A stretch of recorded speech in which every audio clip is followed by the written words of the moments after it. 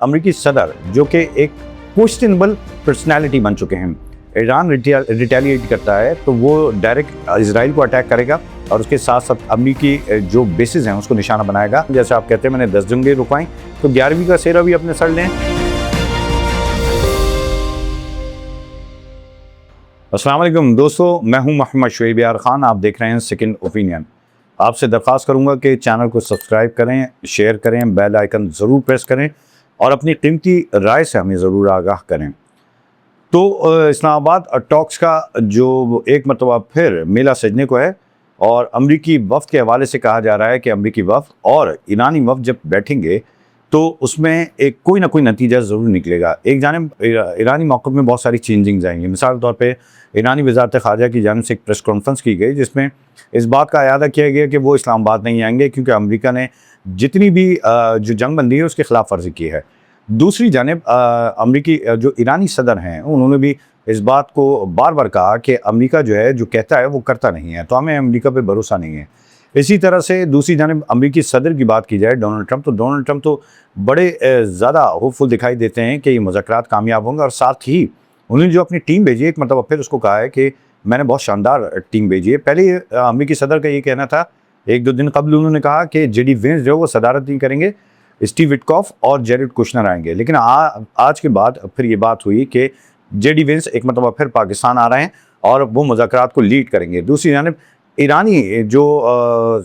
Setup है वो इस तरह से सोचता है कि अगर हम मुज़ाकरात की टेबल पर बैठे तो इसका मतलब ये है कि जो अमेरिका कर रहा है वो सही है। अब तक जो नैरेटिव बिल्ड किया है ईरान ने वो ये बिल्ड किया है कि अमेरिका उसके साथ ज़्यादती कर रहा है और साथ ही साथ जो अमेरिकी सदर कहते हैं वो करते नहीं हैं। जैसे कि मिर्ज़ा गालिब ने कहा है ना कि हर एक बात में कहते हो तू क्या है, तुम ही कहो कि अंदाज़े गुफ्तगू क्या है। तो मसूद पशकियान हो या अब्बास इराक़ची हों, बाकर कालिबाफ हों या इस्माइल बकाई हों, वो सभी कहते दिखाई देते हैं कि अमेरिकी सदर की जो बॉडी लैंग्वेज है और उनकी जो ज़ुबान है उस पर उनको बिल्कुल भी जो है वो कंट्रोल नहीं है, जिसकी बिना पर सारे मामला ख़राब हो रहे हैं। हुआ कुछ ऐसा था कि एक ईरानी जहाज़ था जिसको ईरानी शिप था उसको अमेरिका ने टारगेट किया और उसके ऊपर बमबार्मेंट की और अमेरिका का कहना यह है कि शुमाली बहरा अरब के अंदर जब दाखिल हुआ तो हमने इसको वार्न किया और उस वार्निंग के बाद जब वो नहीं रुका तो ये कार्गो जहाज़ था जिसको उन्होंने अटैक किया, जिसकी बिना पर अब ईरान अमेरिका ताल्लुकात ख़राब हो चुके हैं। गुज़िश्ता वीडियो में हमने आपको बताया था कि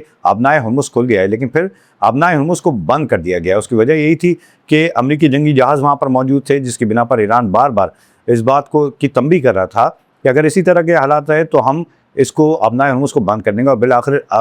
ईरान की जानिब से आबनाए हुर्मुज़ को बंद कर दिएगा। दूसरी जानिब वज़ीर-ए-आज़म पाकिस्तान मियां शहबाज शरीफ की एक तवील गुफ्तगू हुई, टेलीफोनिक गुफ्तगू थी ईरानी सदर से मसूद पशकियान से। उनको बड़ा जो है अपने कॉन्फिडेंस में भी लिया और साथ ही साथ जो खलीजी दौरा वो करके आए जिसमें सऊदी अरब, कतर और तुर्किया शामिल था, तो उसके हवाले से उनको अपने कॉन्फिडेंस में लिया और साथ ही ये भी बताया कि किस तरह से इस तमाम तर मामलात को मंतकी अंजाम तक पहुँचाना चाहते हैं और सालिसी का वो किरदार अदा कर रहे हैं जो शायद ईरान भी एक्सपेक्ट नहीं करता था। लेकिन दूसरी जानिब अमरीकी सदर जो कि एक क्वेश्चनेबल पर्सनैलिटी बन चुके हैं, कभी वो ये कहते हैं कि इंचेस हुए डील, दैट मीन्स कि अब बहुत करीब ही है डील और इसमें अब कुछ भी नहीं रह गया। लेकिन दूसरी जानिब अगर उनकी जो बॉडी लैंग्वेज देखी जाए या वो मीडिया के सामने शायद लगता है कि वो किसी और कलर में दिखाई देते हैं। वो जहाज़ से उतरते हुए बात करते हैं तो वो शायद जहाज़ की हवा इतनी होती है कि वो शायद जो कहना चाहते हैं वो भूल जाते हैं। तो शायद उम्र का भी तकाज़ा है या फिर वो भी बहुत ज़्यादा कन्फ्यूज़ दिखाई देते हैं। अमेरिका ने इस तमाम तर मामले में किया क्या है? अमेरिका ने एक तो सबसे ज़्यादा नुकसान जो है वो अमेरिकी कौम का किया है। फिर उसके बाद जो अमेरिका के अलाए थे जिनमें यूरोपीय यूनियन के कंट्रीज़ थे और दीगर ममालिक थे वो भी अमेरिका से बहुत ज़्यादा खाइफ डोनाल्ड ट्रंप की इन्हीं बातों की वजह से दिखाई देते हैं। तो ईरान के लिए एक जानिब रेजिस्ट करना अच्छा है, लेकिन दूसरी जानिब अगर हम देखें तो ईरान अमेरिका जंग से जो मुतासर है वो पूरी दुनिया है और उस पूरी दुनिया के अंदर ये ख़ित्ता भी आता है जिसमें हम मौजूद हैं जो कि बहुत ही ज़्यादा गरीब ख़ित्ता कहलाया जाता है। तरक्की पजीर ये ख़ित्ता है जहाँ पर चीन को अगर हम हटा दें तो बहुत सारे कंट्रीज़ ऐसे हैं जिनका रोज़मर्रा का गुजर बसर जो है वो इन्हीं आबनाए हुर्मुज़ से होता है या फिर ट्रेड के ऊपर होता है जो आज बंद दिखाई देती है। तो इससे सबक तो ये मिलता है कि दोनों ममालिक को बहुत ही ज़्यादा मैच्योरिटी शो करते हुए एक साथ बैठ जानी चाहिए। जहाँ तक ईरान की बात है तो ईरान को भी कुछ फ्लेक्सिबल होने की ज़रूरत है। ईरान बार बार ये तो कहता है कि हम डिफेंस के लिए पूरी तरह तैयार हैं और अगर हम पर अटैक किया गया तो हमारा अटैक जो है वो बहुत ही ख़तरनाक होगा। लेकिन दूसरी जानिब अगर ईरानी कौम की बात की जाए तो हर जो कौम होती है उसकी लड़ने की एक सकत होती है, क्योंकि ईरानी सदर कहते हैं कि ईरानी जो अवाम है उसका जज्बा बहुत ज़बरदस्त है, और उसमें दो राय नहीं है कि ईरानी अवाम ने बड़ा ज़बरदस्त मैच्योरिटी दिखाई। लेकिन दूसरी जानिब अगर हम देखें तो इस तमाम तर जंग में हासिल क्या हो रहा है।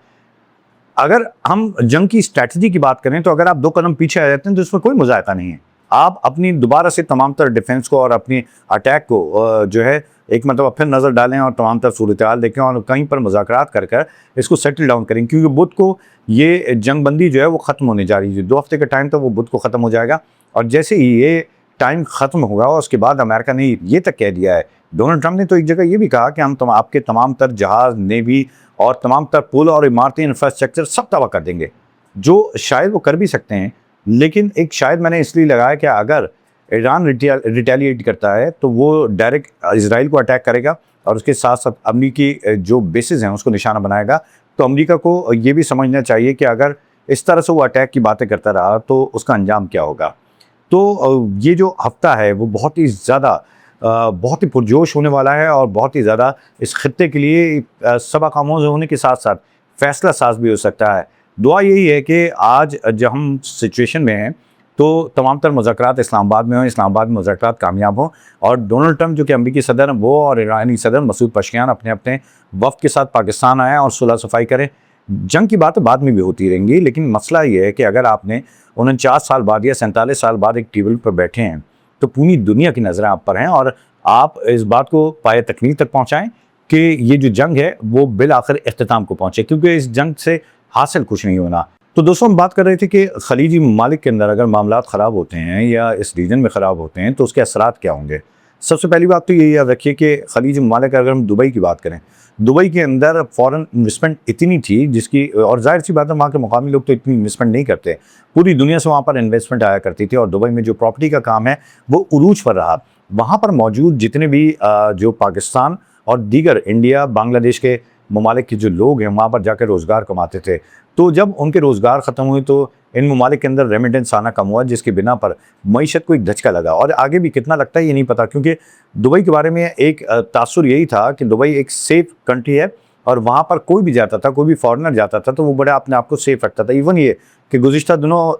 अब्राहम अकार्ड के बाद जो है इजरायली बहुत सारे दुबई के अंदर दिखाई दिए, जो जब ये जंग शुरू हुई तो फ़ौरन वहाँ से भागे। लेकिन इसके अलावा भी यूरोपियन कंट्रीज़ के लोग हों या अमेरिका के लोग हैं या फिर दीगर ममालिक के लोग हों जो अपने आप को बहुत ज़्यादा सेफ़ महसूस करते थे, वो दुबई के अंदर अब अपने आप को सेफ़ महसूस नहीं करते, जिसकी बिना पर वो फ़ौरन दुबई से भाग गए। लेकिन देखना ये है कि अगर ये जंग जारी रहती है तो दुबई दोबारा से कब खड़ा हो सकता है। दुबई को खड़े होने में कहा यह जा रहा है कि कई साल लग सकते हैं, क्योंकि एक दफ़ा जब आप एतमाद खो देते हैं तो उसके बाद उसको हासिल करने में बहुत टाइम लगता है। और फिर उसके बाद जो टूरिज़्म है दुबई के अंदर हो गया या सऊदी अरब के अंदर हो गया, सऊदी अरब में तो उम्रा और हज की वजह से आज भी टूरिज़्म बहुत उरूज पर है, लेकिन दुबई और दीगर कंट्रीज़ के अंदर जिस तरह से टूरिज़्म मुतासर हो रहा है उससे वहाँ पर मुकामी लोग जो हैं, जो वहाँ पर रहते हैं, जो वहाँ पर रोज़गार कमाते हैं, जो अपने अपने मुल्कों में रेमिटेंस भेज के अपने प्यारों की भी मदद करते हैं और साथ ही साथ अपने मुल्क की भी खिदमत कर रहे होते हैं, तो वो बेइंतहा मुतासर दिखाई देते हैं। तो इस जंग से सबसे बड़ा नुकसान एक ये भी हो रहा है कि वहाँ पर मौजूद जो ओवरसीज़ पाकिस्तानीज़ हैं, हमारे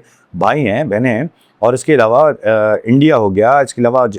बांग्लादेश हो गया, वहाँ के जो गरीब लोग हैं जो जाकर रोज़गार कमाने के लिए जाते हैं, तो उनके लिए भी बड़ी मुश्किल हो रही है। तो इन दोनों ममालिक को, यानी कि ईरान को और अमेरिका को ये बात सोचनी चाहिए कि इस जंग से सिर्फ यही नहीं कि ये दोनों ममालिक मुतासर हो रहे हैं और कोई जीता कोई हारा, ये बात की बात है, लेकिन सबसे बड़ी बात यह है कि इसके इर्द गिर्द जो नुकसानात होंगे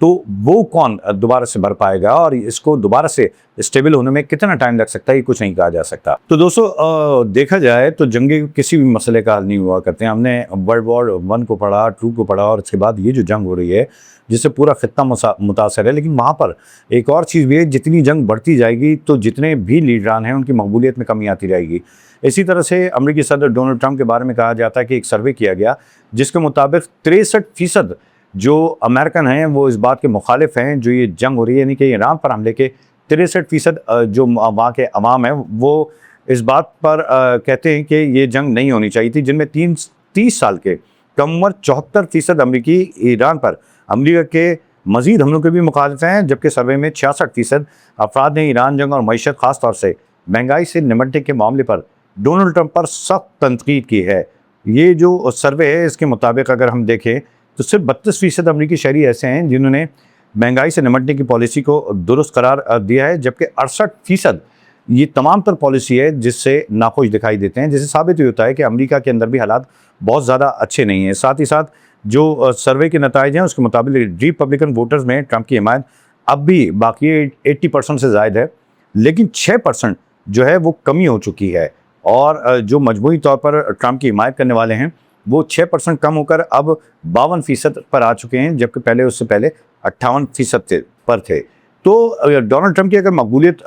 का ग्राफ गिरता है तो ये डोनाल्ड ट्रंप के लिए बहुत ज़्यादा जो है मीनिंगफुल होता है। और साथ ही साथ डोनाल्ड ट्रंप को ये बात भी समझना चाहिए कि इसराइल के ऊपर अगर वो इसी तरह से आंखें बंद करके यकीन करते हुए पूरी दुनिया में जंगें बढ़ाते रहेंगे तो उससे उनकी आवाम भी मुतासर होगी, और आवाम में उनकी मकबूलियत में तो कमी आ रही है, लेकिन वो इस बात पर हक बजाने होंगे कि पिछली दफ़ा जब डोनाल्ड ट्रंप को निकाला गया था तो इसका मतलब ये दुरुस्त फैसला था, और जो बाइडेन की हुकूमत आई थी कि लोग तंग आ गए थे। और इस मरतबा तो उससे भी कई गुना ज़्यादा है जब हम देखते हैं कि यूक्रेन और रूस की जंग जारी है, और उसके बाद इन्होंने जो गज़ा में हाल किया वो पूरी दुनिया के सामने है। वो भी इसराइल था, इसराइल के जो गज़ा में आज भी अटैक जारी हैं जबकि जंगबंदी हो चुकी है, और अमेरिका भरपूर इसराइल का साथ दे रहा है। और इस जंग में जहाँ पर ईरान पर इसराइल ने हमला किया था तो अमेरिका उसके साथ शामिल हुआ और अमेरिका ने उसका भरपूर साथ दिया, और आज तक सिर्फ अपनी ईगो की वजह से अमेरिका इस जंग में साथ है। क्योंकि बहुत सारी जगह पे लगता यही है कि जैसे डोनाल्ड ट्रंप बात करते हैं कि हम ईरान के अंदर ईरान को एटमी ताकत बनने नहीं देंगे, बार बार एक ही बात का इसरार, जिस पर ईरान बार बार कह चुका है कि हम एटमी ताकत बनना भी नहीं चाहते, सिर्फ अपनी जो ज़रूरियात हैं उसके लिए हम एटम को यूज़ करना चाहते हैं। लेकिन अमेरिकी सदर इस बात पर बज़िद हैं कि ईरान जो है वो इटली पर भी अटैक कर सकता था और दीगर दुनिया को भी ख़तरे में डाल सकता था, लेकिन ख़तरे में तो आपने डाला हुआ है पूरी दुनिया को। जैसे आप कहते हैं मैंने 10 जंगें रुकवाई, तो 11वीं का सेहरा भी अपने सर लें और पूरी दुनिया को खुश और सुकून से रहने दें।